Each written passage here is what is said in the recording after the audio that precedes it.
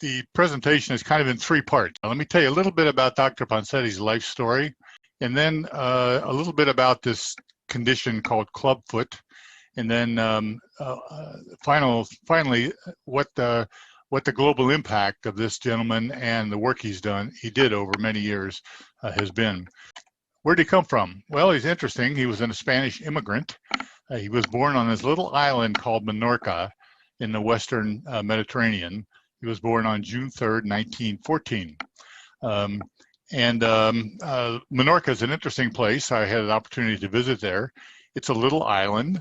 It's about 9 miles wide and 32 miles long, and these are some shots of what it looks like. Basically, a rocky island in the Western Mediterranean. Historically, it's been important for several millennia because of its strategic location. This is what the city of Cittadella, or the Citadel, looks like on the western tip of this little island. What you see on the left here is the main street in the city. So it tells you how old this city is. And the main street opens up on the town square, which you see here in the top right picture. And if you look on the other side of the town square, this is the street you will see. And you see this building with the red awning and this tourist pointing to something on the wall here. And this is where Dr. Bonsetti was born, again in 1914. And a plaque on the walls in the local Catalan language basically says this is the birthplace of Dr. Ignacio Bonsetti. He's an orthopedic surgeon. He was an orthopedic surgeon at the University of Iowa Hospitals. He's recognized around the world as the developer of the Ponseti method to correct children born with clubfoot. So even in a little island of Minorca, he has some recognition. This was his family. Dr. Bonsetti, Ignacio, is this young man in the middle here, his older sister, his younger brother, and his mother and father. When he was about 3 years old, he moved to an adjacent island, which is a little bigger, that island called Mallorca. He was just in time for the Spanish flu epidemic of 1918 and 19. He has a lot of interesting memory. He had a lot of interesting memories of people building fires in the street to purify the air, and the carts coming through the street to pick up the dead bodies from the people who had died from the pandemic. So he had an interesting time there. And then by the time he was 9 years old, his family had moved to Barcelona on the mainland in Spain. And Barcelona was an interesting place in the 1920s and 30s. Very exciting. Pablo Picasso, lots of art, lots of architecture, literature, opera, and he really thrived and developed lifelong interest in those kinds of cultural issues. He was a very good student. Here he was at age 9. He was a very good student to the point where he graduated with a degree in biology at the age of 17. And you see his statement here where he says a career in biology or even mathematics was very difficult because he couldn't make a living, he didn't think. So in medicine, he had more outlets. He was interested in biology, so he chose medicine. At the time, the University of Barcelona's medical school was world class. They had just invested heavily in new facilities and had sent many of their faculty to the US, to Europe, to the premier medical schools in the world. So they were really top notch. He happened to win a scholarship for the first 2 years of medical school and did well. Interesting quote here. He said, they divided our class into 3 groups. I was fortunate enough to be in the only group that finished the 2 weeks of exams before the war broke out. In those days, the final exams were all oral and they were 2 weeks long. This was on Friday, July 17th, as you see here, 1936. Unfortunately, this is a Friday. On Saturday, the Spanish Civil War broke out. So he was instantly conscripted in or volunteered in the Republican Army, which was the army trying to defend themselves against the coup by General Franco. And it was a nasty, bloody civil war for about 2.5 years. So Dr. Ponseti, right out of medical school, became an army physician. He was stationed at a number of hospitals and got involved primarily in treating fractures and war wounds. And this is one group. You see him circled in yellow here. This is one group of his patients in one of the hospitals he stayed in. A lot of interesting things went on during the Spanish Civil War. What you see here, this was an innovation in the Spanish Civil War in which they developed hospital trains. So the wounded soldiers from the front were put on trains for a 2-hour train ride back to a main hospital where they would be treated. You see the picture of the inside of one of these cars. The interesting thing is they also had 2 cars on every train that were surgical suites. So imagine doing surgery on a moving train in 1936 or 1938. Very challenging. Here's a picture of Dr. Bonsetti waiting for one of those trains to arrive at the hospital, one of the hospitals where he was stationed. The last thing he did in the Spanish Civil War was to transport 20-some injured soldiers over the Pyrenees Mountains on mules. And that's because the Franco army was moving north into Barcelona, and they were basically executing military officers, and many of the patients who were in hospitals were also summarily executed. So that he needed to get these patients out of this small hospital in northern Spain in a hurry, and they did that over 3 days and 3 nights of transporting the patients by mule over the mountains. There were almost 500,000 exiles from the refugees from the Spanish Civil War that were forced into southern Spain. This is one of 15 confinement camps that were set up. It may well be Dr. Ponsetti's in this picture somewhere, because this was the camp that he ended up with after he got his wounded soldiers across the border into France. And he very soon became, a practicing physician caring for the refugees. Here's a picture of him at one of the hospitals that he worked at for a couple months. And then in July, the Spanish government, the Mexican government, offered unquestionable citizenship to the Spanish refugees from the Civil War. And Dr. Bonsetti boarded this ship along with 2,000 of his fellow refugees and went to Mexico. He shopped around in Mexico City for a couple months looking for a position there as a physician with no luck. Apparently the Mexican doctors didn't want a lot of competition from an influx of Spanish physicians. So he ended up being a private practice doctor at a small village about 100 miles south of Mexico City. He had a really interesting time there. You see in the subscript, I have typhoid fever, mayor's daughter, grateful priest. And this is one of many stories, but when he arrived at this village, there was an outbreak of typhoid fever. He did the public health thing to try to figure out where the source of the problem was. And he determined that it was the town fountain that people got their drinking water out of. The mayor's daughter was one of the typhoid fever patients, and the mayor threatened to kill Dr. Bonsetti if he didn't cure his daughter. Dr. Bonsetti convinced the mayor to cut off the water supply to the fountain to get water from other sources, and the mayor's daughter recovered. And he was, in fact, all 60 of the patients he treated recovered. No one died of typhoid fever under his guidance. And the grateful priest part of it is that the local priest stopped him in the street one day and thanked him profusely for curing the typhoid fever epidemic, because that was that many fewer funerals that he had to officiate because fewer people died from the typhoid fever. He rode a horseback and did house calls in the neighboring surrounding area and dealt with a lot of knife wounds and gunshots. And it was actually the first time that he treated infants and children and delivered a lot of babies. While he was in Mexico City, he met a Dr. Juan Ferril, who was the chief of orthopedics in Mexico City. Coincidentally, Dr. Ferril had clubfoot, but that was incidental at the time. And Dr. Ferril had done a fellowship here at the University of Iowa in 1928 and 29, and he knew Dr. Steinler, the head of the orthopedics department here at the university. So that was the connection.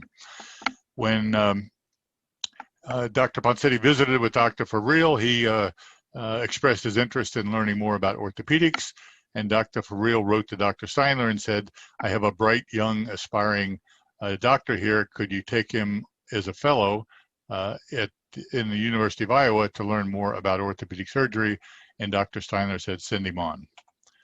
Dr. Bonsetti needed $1,000 to get across the border in those days.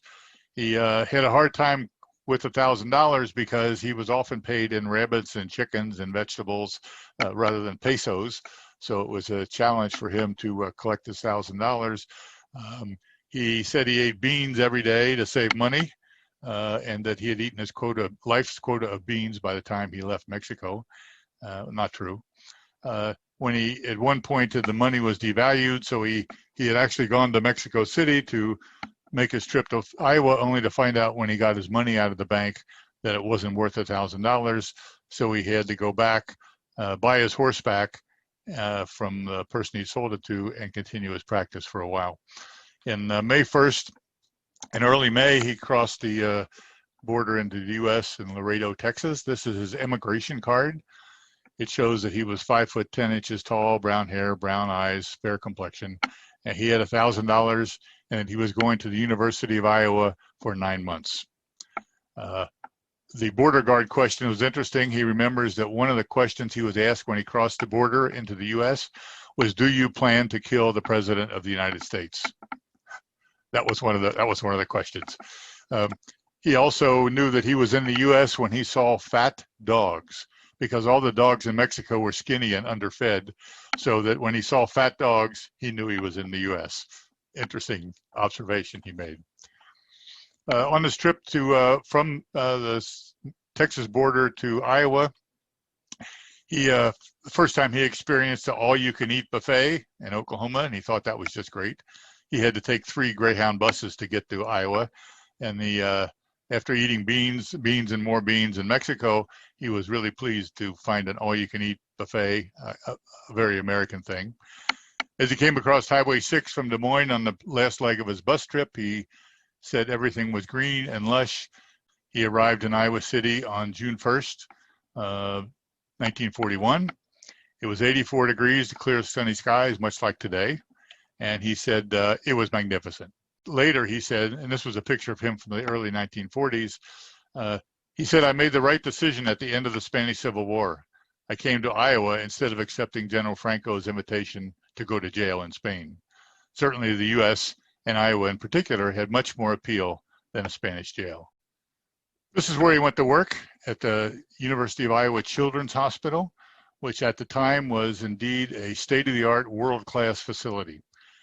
It was officially dedicated in 1919, and this is part of the brochure from that dedication. And you see in these pictures, the subtitle was "A Little Cripple on His Way to Health." And of course, cripple is no longer a socially acceptable term, but it was back in those days. And what is this condition this child has but clubfoot before and after surgery that had been conducted by Dr. Steinler? Okay, these are some of the kids. This is what it looked like back in those days. You see some of these little kids in the Children's Hospital. Obviously, this guy isn't terribly happy to have his picture taken. But it was, again, quite a facility, several hundred children at a time. This was the gymnasium, they called it, the clinic area where the kids did their exercises and so on. This is hospital school. Part of its innovation you can see here is they kept the kids, they had school every day for the kids who were confined there long term, and one of their classes was basket weaving, as you see here.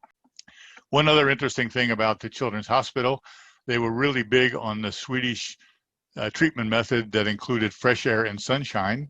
And you see, even though there's snow on the ground, just about year-round, unless it was pouring down rain or snowing fiercely, all the patients were rolled outside on the patio here to get fresh air and sunshine as part of their treatment. Okay, part 2, clubfoot. What's it all about? Essentially, clubfoot, as you see here, is the most common musculoskeletal birth defect in the world. It occurs in approximately 1 in every 750 live births around the world. Very few, if any, ethnic differences.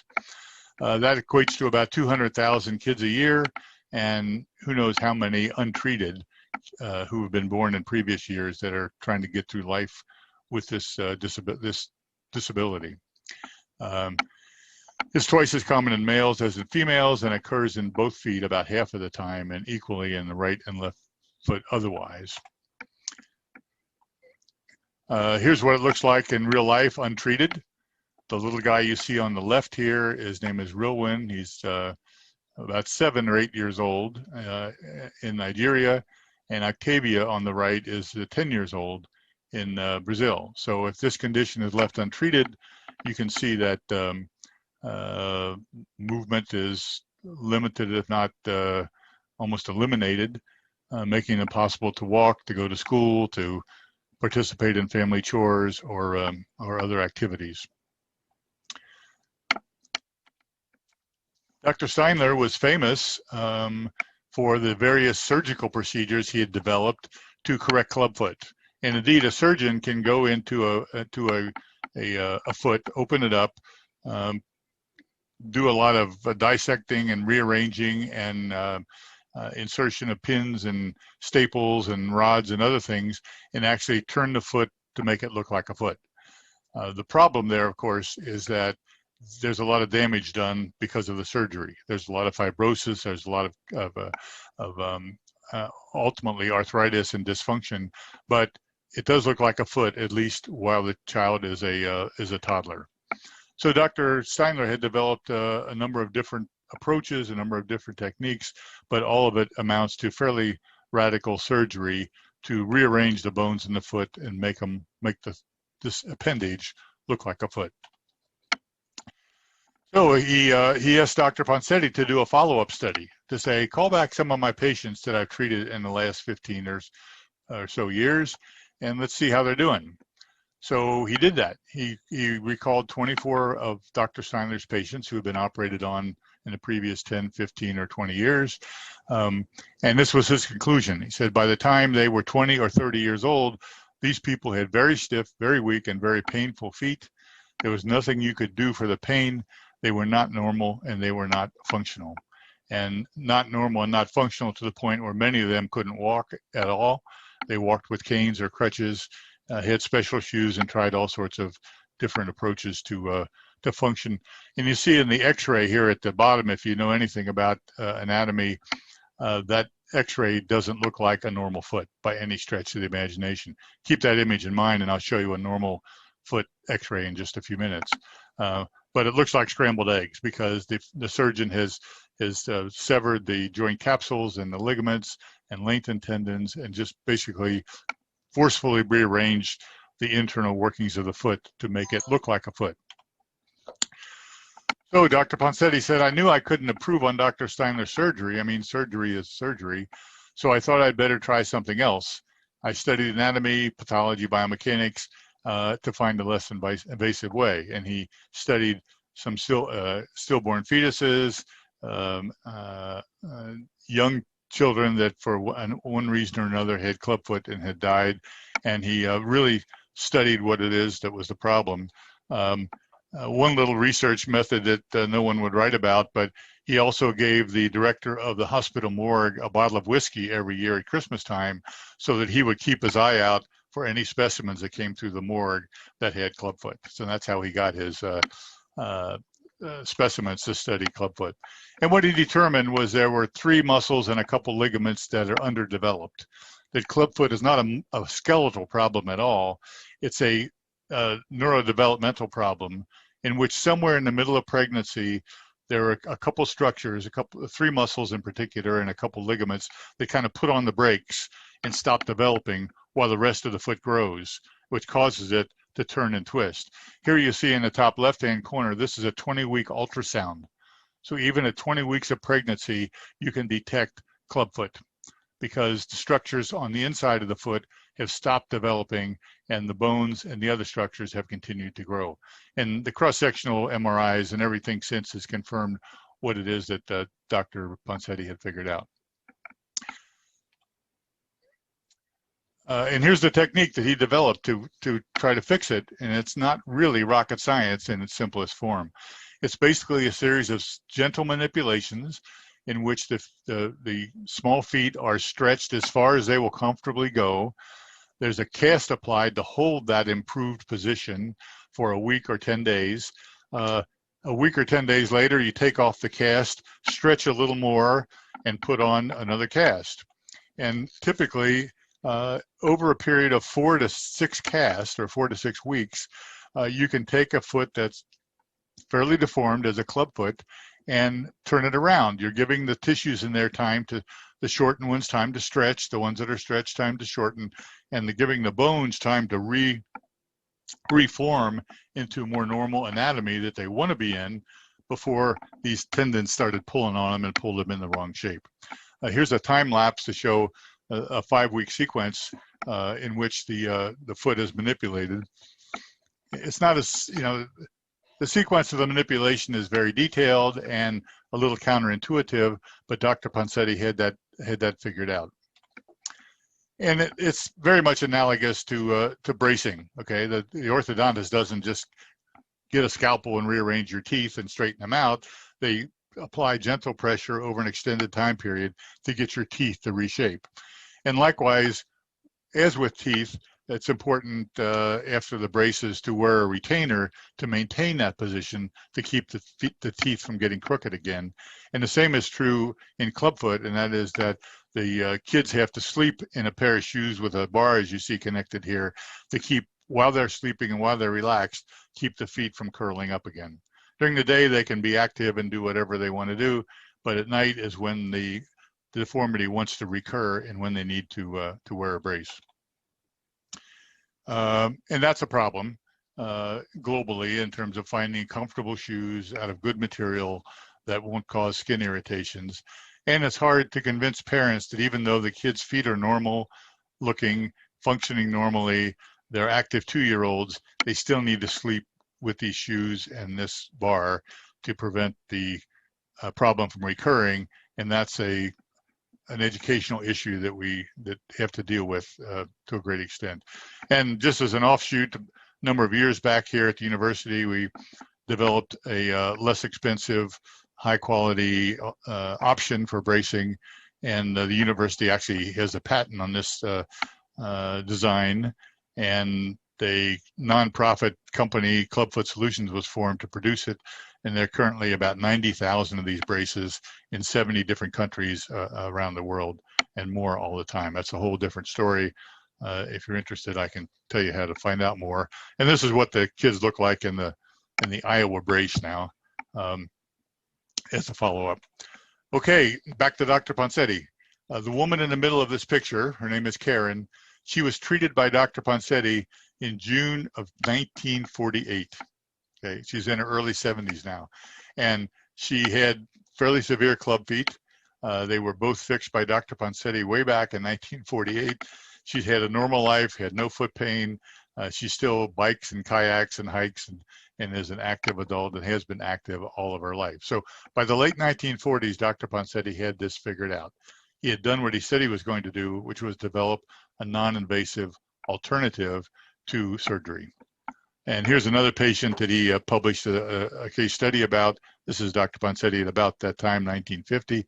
And you see the normal looking foot on the bottom right here as a 10-year-old and what the foot looked like as a 2-month-old when he started the treatment to his non-invasive treatment to straighten it out. Now the story gets more interesting because even though he had this figured out in the late 50s, or late 40s, mid 50s, he published a study in '63 in the most prestigious orthopedic journal, the Journal of Bone and Joint Surgery, and the study was pretty much ignored. At the time, no surgeons wanted to hear, no orthopedists wanted to hear about a non-invasive method when they could get in there and in 2 hours do their surgery thing and fix the feet. He actually went to New York University and demonstrated this technique on a number of patients. And one of the residents at the time who was there for the demonstration, said after he left, everybody called him a crazy old man. They just thought he didn't, it couldn't be, wouldn't work.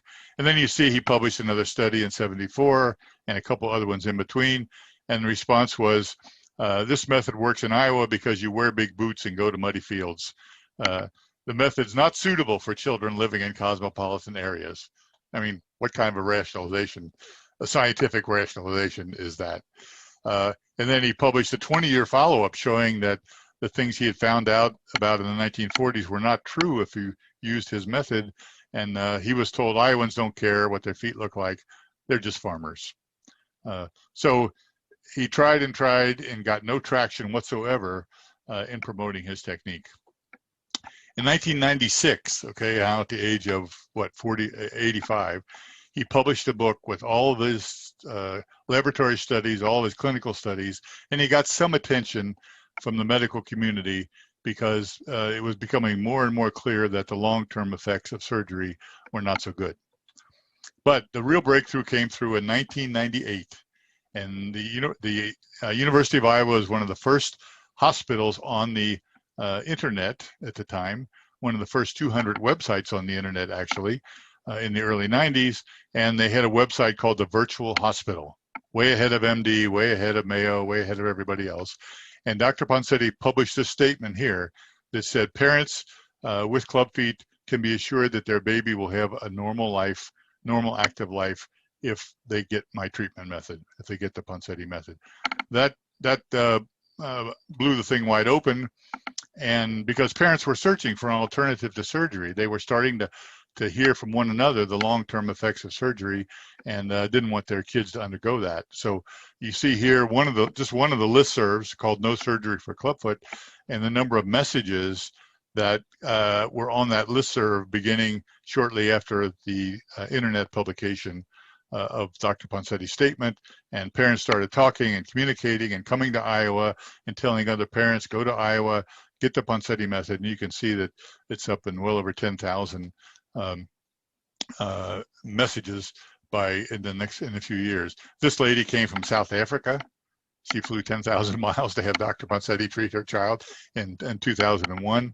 This couple is from Las Vegas, who brought their little guy Josh, and the story builds from there. So in about the 10 years after his book, and a few years after it was on the internet, this is the percent of club feet were treated surgically for kids under the age of 1 in the US, and you can see an 80 to 90% decrease in the number of surgeries as Dr. Ponsetti's method finally, after 50 or 60 years, got somebody's attention thanks to social media and the internet. So there are some good things about it. And then shortly thereafter, the question was, it only works in Iowa, it only works for farmers, it only works in muddy fields.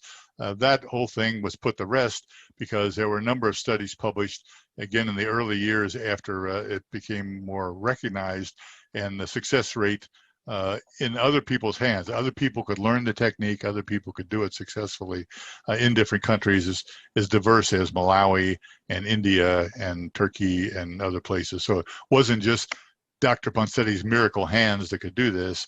It could be taught to others and be used successfully.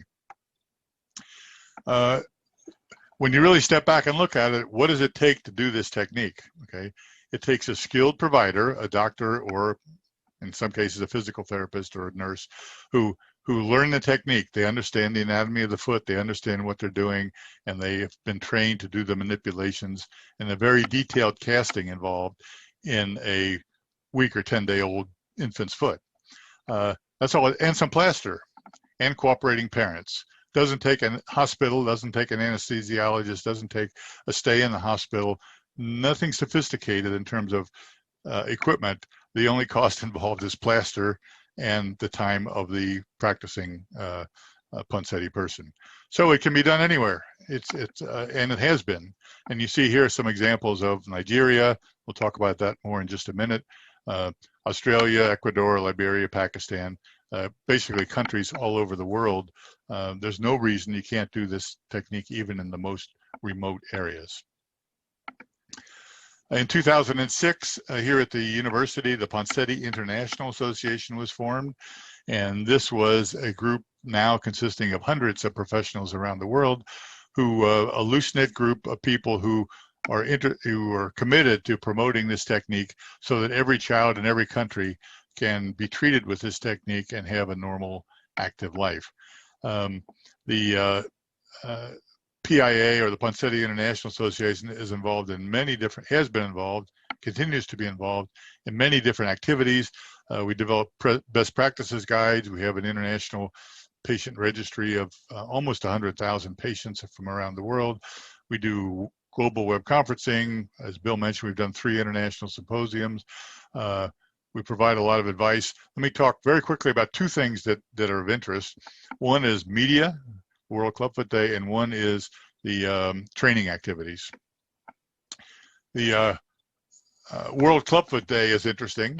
You know, there's, as you probably know, there's World Hand Washing Day and World AIDS Day, and you know, everybody's got a day. I mean, and it's a way to cause it, draw attention to a particular cause. Back in 2013, we thought, wait, there ought to be a World Clubfoot Day.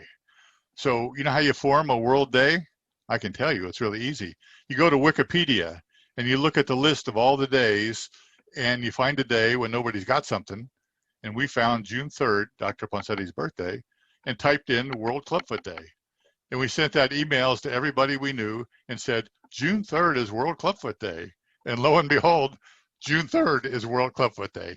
And it turned out to be one of the best things we ever did, because it gives people who are interested in this cause around the world a forum to focus around, an activity they can focus around. So you see here, this is Karachi, Pakistan, okay, World Clubfoot Day in 2013.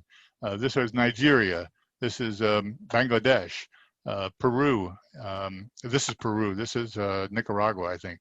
So what's happened is every year this has gotten bigger and bigger, and people have races, they have conferences, they have media events, they have speakers, and it's really been just a serendipitous thing that is fallen into place that that has been good in terms of promoting this cause, and basically promoting the messages that clubfoot is treatable and where to go to get treated.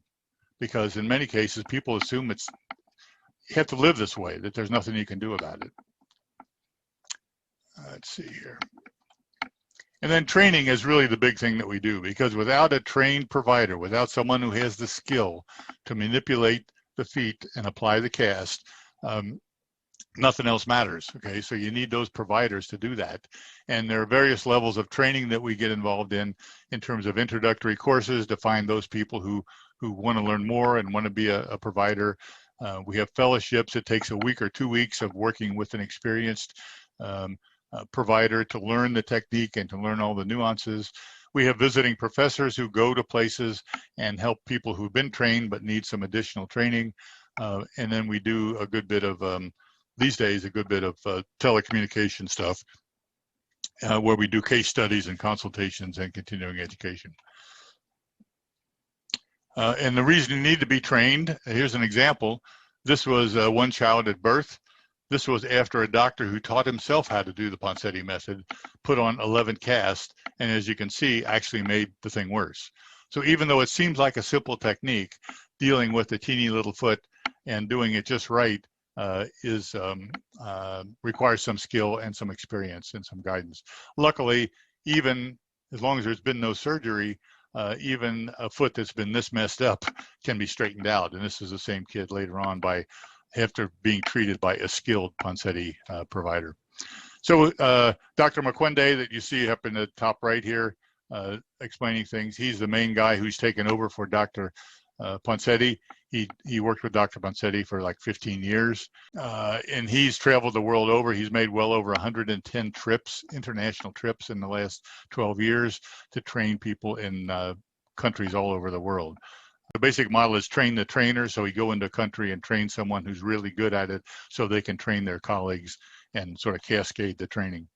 And then what's interesting, again, with a public health background, is a lot of the people in the clubfoot community around the world are talking about a public health approach, meaning they've realized, and particularly in developing countries, that it isn't just what goes on inside the walls of a clinic. It isn't just the doctor and the nurse and the plaster and the kid. It's, you know, how do you make that possible and how do you make that happen? And what the realization has been, and it's been interesting watching the light bulbs go off with a lot of these healthcare administrators and doctors and other people around the world in different countries, is they realize that, oh yeah, we need training programs to get people where they need to be. Oh yeah, we need facilities. We need a room and we need And oh yeah, we have to find these patients. We have to make them aware that this is treatable, and they have to know where to go. Oh, and they have to get there somehow, in terms of transportation and logistics. So what this has been interesting is to see people's eyes open up that it isn't just delivering this care to this patient, like it is in a highly developed country, but in lower resource countries, you need to put all the pieces together to augment the health system, whatever it is, wherever it exists, to actually make a sustainable program that's going to get to every kid everywhere. In many of the places we work, clubfoot is a real, like any disability, is a real stigma. And the kids get squirreled away, much like they did with Down syndrome kids and other things in this country years ago. Where they think this is a curse from my ancestors that my kid is born like this, or it was a phase of the moon, or it was a polio vaccine I took, or it was the birth control pills, or that this is just the way this kid was born and the way that God or Allah wants them to live. So we're not going to seek treatment. This was the way it was meant to be. So we run into all the cultural issues, very similar to what you do in public health, trying to convince people to get vaccinated or to stop smoking or whatever. So it's been really interesting to see the the awareness of the need for a bigger approach than just the clinical treatment. Let me give you one quick example, and then we'll try and find a little time for some questions. Here's an example. This is a gentleman that we work closely with, one of our main guys in Nigeria. His name is Oluyinka Adegbehingbe, and it only took me about 3 years to learn to say that. But he came to the University of Iowa in 2007, went back to Nigeria, got some of his colleagues interested in clubfoot treatment. This is Dr. Bill Whitmore here, who's a retired orthopedic surgeon who studied under Dr. Bonsetti back in the 1960s, and he volunteered to go to Nigeria to help tutor some more practitioners in Nigeria. We got a grant from USAID, and this big old white guy in the middle here went to Nigeria and talked to the Minister of Health, and again tried to be the visiting dignitary to lend credibility and draw attention to clubfoot, because in many developing countries there's so many problems, clubfoot is way down the list, okay, in terms of things they worry about. So we had to do that a lot. Then we had also had a program champions meeting where we went and talked more about the public health issues and so on. And you can see this individual in the middle here. Does she look familiar? Okay, that's Dean Parker. Okay, and she went with us to Nigeria in 2014 and helped with the strategic planning and the whole concept of a more holistic public health approach to treating clubfoot in Nigeria. And this is an outdated map at this point, but every star on this map indicates a clinic where there's a trained Ponseti provider, someone who can treat these clubfoot kids when they come in, along with the associated, I wouldn't even say infrastructure, but the associated healthcare structure to feed patients into these clinics. Nigeria is the most populous country in Africa, 180 million people, and we estimate there are about 8,000 children born every year in Nigeria with clubfoot. So, we need about 160 skilled practitioners just in Nigeria to treat the kids that are born in this country. And that's, again, that's the strategic planning and the goal on how do you do that. And from an academic point of view, we've developed this model that the people in Pakistan and Peru and other countries have latched on to help with their thinking, and that is sort of this model that, yeah, you need clinical resources, you need providers and parents and facilities, but you also need local support resources, and to be really sustainable, you need the national resources in terms of training programs and ongoing media and professional societies and such. So, on the more academic side, we have a theoretical model that we use to promote this technique, of course, with the core values that it's high quality treatment, everybody gets the same treatment, got to be run by the local people, not from outside, and somehow has to be sustainable. So what's it going to take to accomplish this visionary goal of a world without clubfoot? We estimate it's going to take about 4,000 trained treatment providers at strategically located places. We have to do a better job, and I think we're making progress with an affordable brace to keep the problem from recurring, and it needs to be, as we said, locally directed and sustainable. At 200,000 a year, there will be 2 million kids born with clubfoot in the next 10 years. And that's the need out there, that and the number of kids who could have their lives improved by application of this technique that Dr. Bonsetti developed, 60, 70 years ago. And it's, we get frustrated at times that it's taken this long to have an impact, but the fact is progress is being made, and hopefully the end is in sight somewhere down the road in terms of promoting this technique. Just as an example, this is our little buddy Octavia that I showed you from Brazil. This is the pre and post pictures. Note the smile on his face on the right. He's a pretty happy camper, but even at 10 years old, he obviously has a different future than he would have if he hadn't had the opportunity to be treated using the Ponseti method. The tagline we use is Iowa's gift to the children of the world, and I think it's pretty hard to dispute that this is indeed a major gift to the children of the world. We just need to make sure it gets to everybody that needs it. And if you're interested in more information, the website for the Ponseti International Association is here. It's just ponseti.info.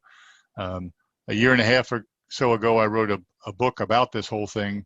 And if you're interested more in details of Dr. Ponsetti's life story, there are a lot more anecdotes in there that are quite interesting, and the story of trying to promote this technique and how persistent he was against a lot of obstacles. And then there's a children's book here that we also wrote from Clubfoot from a children's point of view. That and more information about braces is available at clubfootsolutions.org. And then I have to show this picture. This is Dr. Bonsetti at age 94 doing a video conference in 2009 to a group of doctors in Delhi, India. Okay, and so even at age 94, he was still actively doing consults and teaching his technique to people around the world.